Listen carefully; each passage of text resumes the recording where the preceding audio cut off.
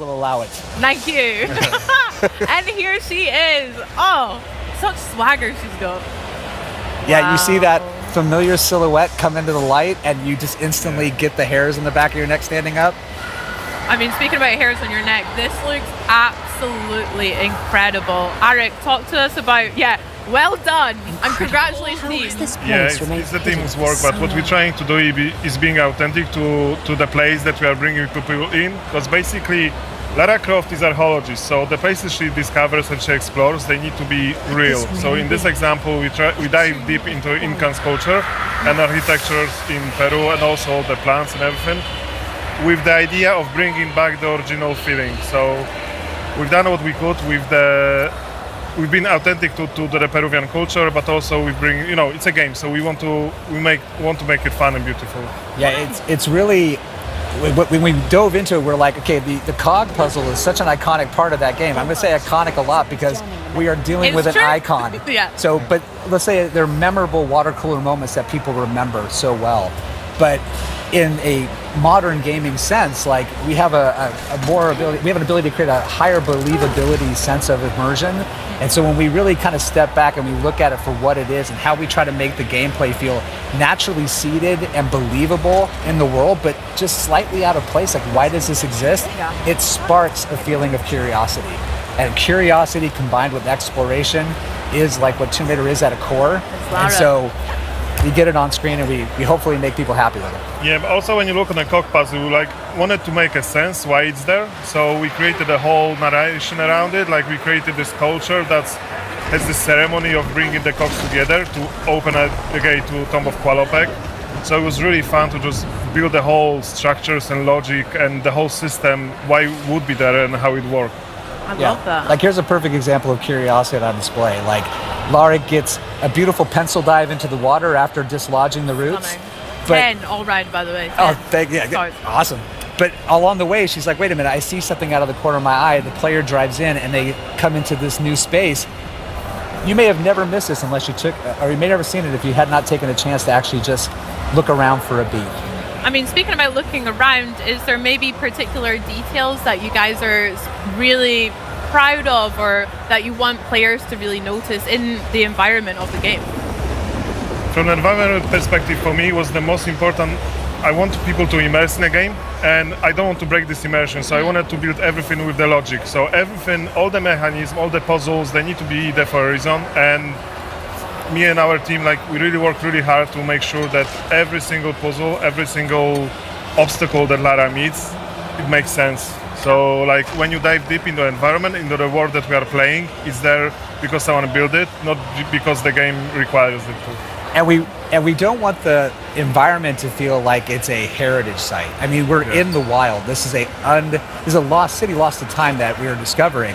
And as a result, we have the opportunity to kind of do some storytelling tricks where we can actually say, hey, this is a culture that evolved in isolation for a while. So how do you preserve what we know about Incan culture, but at the same time, give it a uniqueness to say, hey, it's unmistakably Tomb Raider, but it's that way because they just evolved in isolation for a while.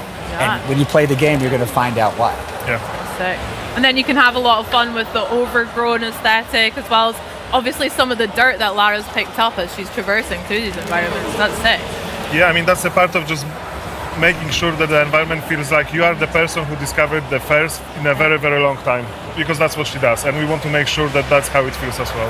Yeah, and Lara's she's not a delicate flower. She looks good, but she is going to get her hands dirty. She's going to dig in. Heck yeah. She's going to go anywhere, and she's going to follow her instincts, similar to how she's doing here. She's like, I need that cog to get that puzzle moving. I found one, but that has opened up the path to somewhere else.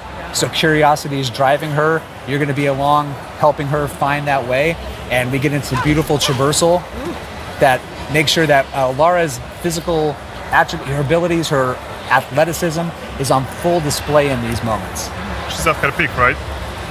She's at her peak. Yep. Love that. Now, the puzzles, like you mentioned, they are such an iconic part of Tomb Raider for me as well. There's so many that I remember from Greece, Egypt, all of the levels. Can you go a little bit deeper about how you've evolved them for Legacy of Atlantis? Similar to when we talked about reimagining, it's about saying, hey, this puzzle as it existed, what was the original intent here? And if that intent is something that we are like, hey, that's a really strong guiding principle, how do we take that and make it the ultimate version of what it intends to be? Sometimes that means sticking very close to the formula. Sometimes it means deviating into another area, but we do so in a way that's very thoughtful and very precise, because we never want to make it feel like we're ignoring the history of this adventure that we're reimagining. We want it to feel like it's the re-debut of this game.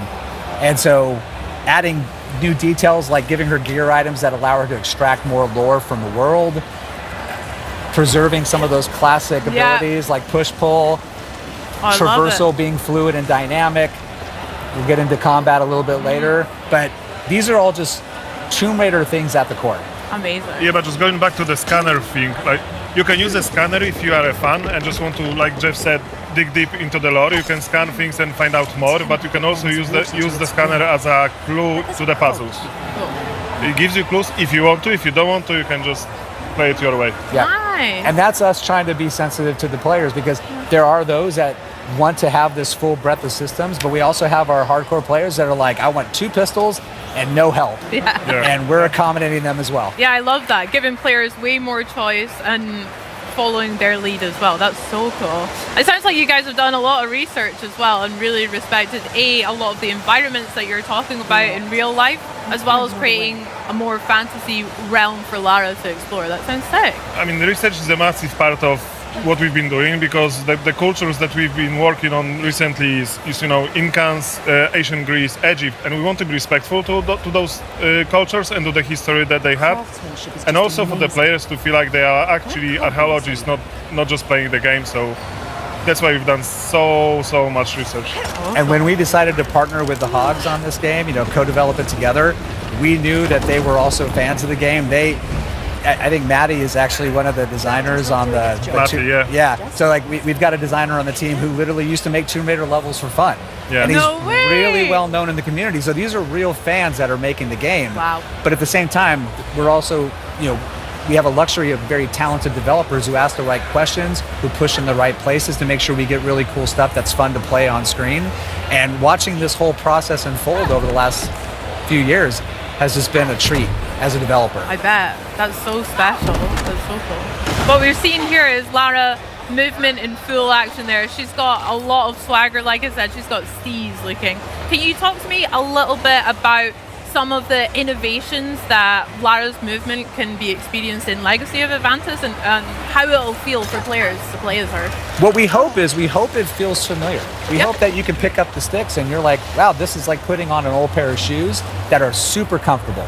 But at the same time, we've given her a couple of more tricks that she can use to help navigate the world, such as her grapple cuff that can give her some unique abilities to interact with objects, to use it to navigate.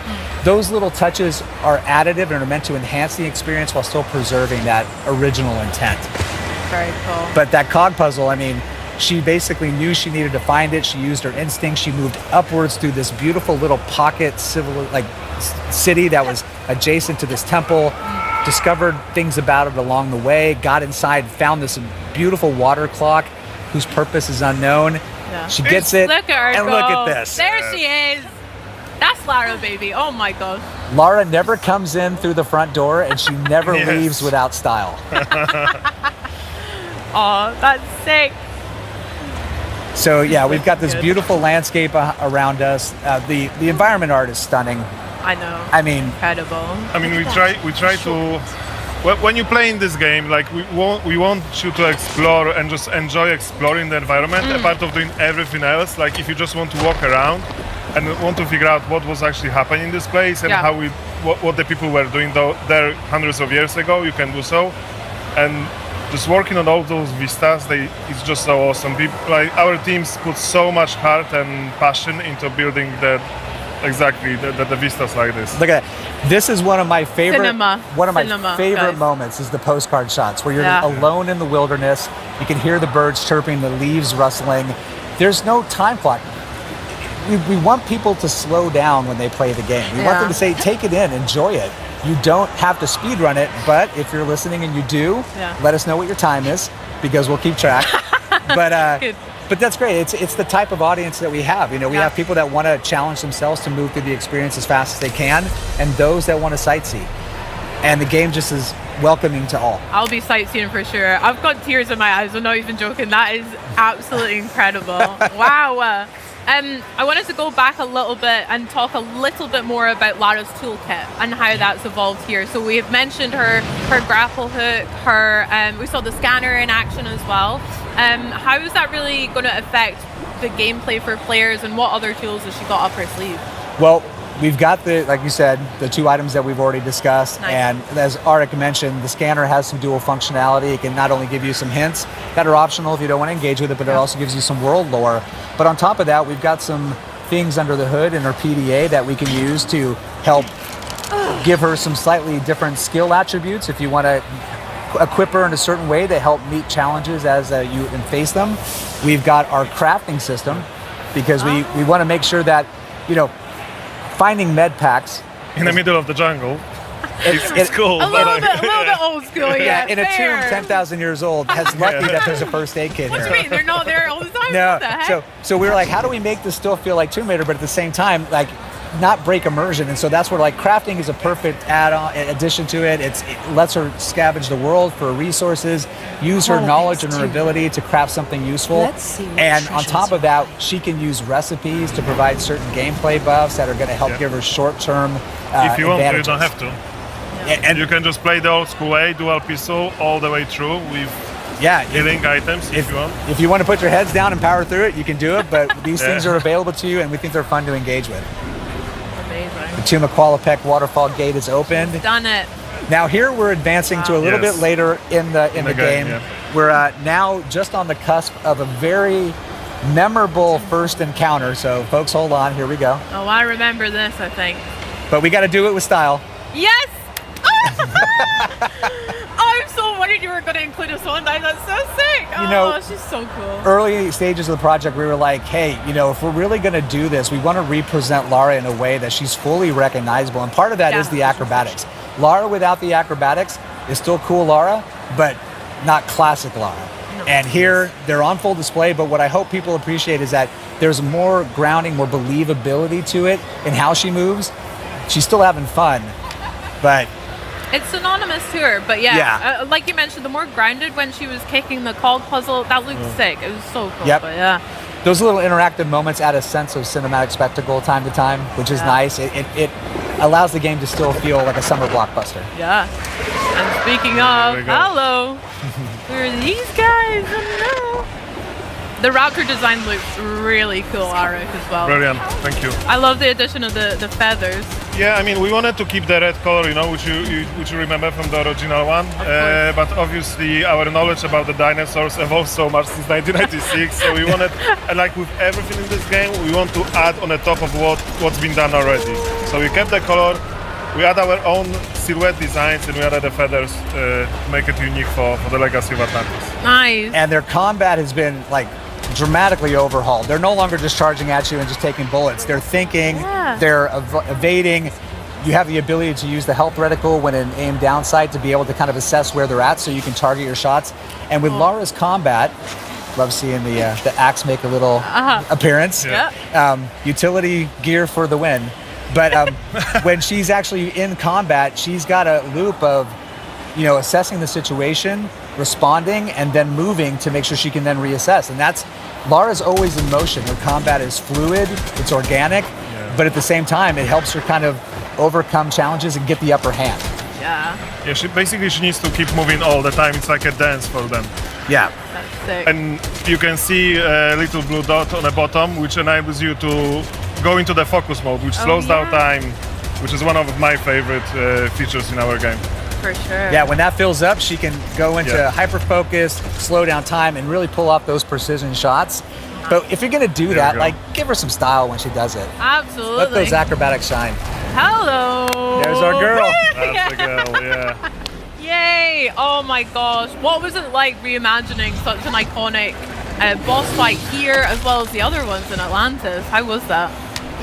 From our perspective, it was just an honor to work on a T-Rex, but like worked for such a long time to just make sure it's perfect from our perspective, and we were trying to be respectful to the OG one. You know, the moment when she's coming out like throughout the corner and you see the T-Rex. We couldn't do exactly this, but we wanted to have the same emotions when people see her for the first time, and then just working on a design, it was such a blast. Yeah. And when you see her, it's like she still has some of those classic DNAs. She's got that beautiful green with that yellow pockets under her eyes. But we've also got some added elements in the feathers that also provide a little bit more of a reason of, she's in a geothermal valley. I mean, she's going to have a little bit of plumage that feels like it matches that environment, and it just gives her this really recognizable signature look. I just love that we added those red feathers because